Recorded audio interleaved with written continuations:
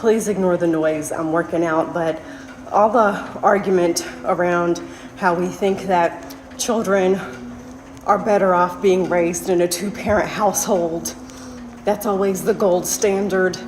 And I watched the video of this woman who was saying it doesn't matter what type of household the person comes from, once they grow up and get out on their own, they pretty much decide what the fuck they're gonna do.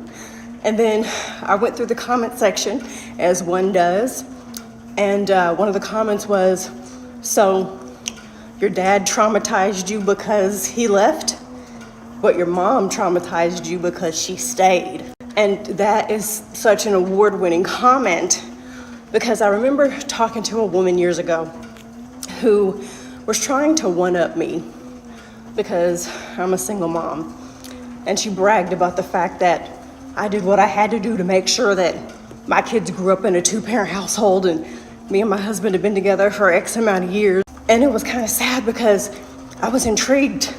What do you mean by you did what you had to do to make sure your kids grew up in a two-parent household? I heard this woman on a podcast say that the happiness and mental health of the children depend on the happiness and mental health of the mother.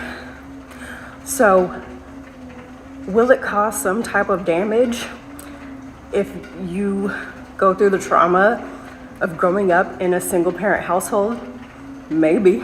But then I also remember being a kid and begging my mom to leave my dad because we were not happy while staying there with them together. But we were happy, I mean, as much as possible. My mom still has her issues. We were a lot happier once they split up. So I'm all for meeting your person and you guys raising kids together and having a two-parent household, but I'm not for it if that means you are sacrificing your mental, emotional, and/or physical health just because you want to say you've been married for this long and you have a two-parent household that you're raising your kids in. Because truth be told, our kids learn how to set boundaries or not set boundaries based on how they see us doing that.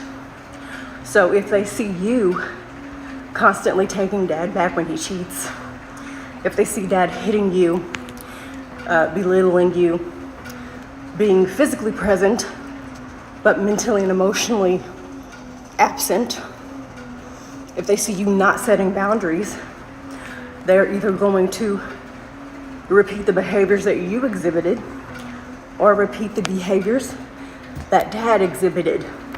So in that case, your kids would be much better off with a mom that says, if you can't respect me, then fuck off, than to be raised in a situation where they're just staying. Family values.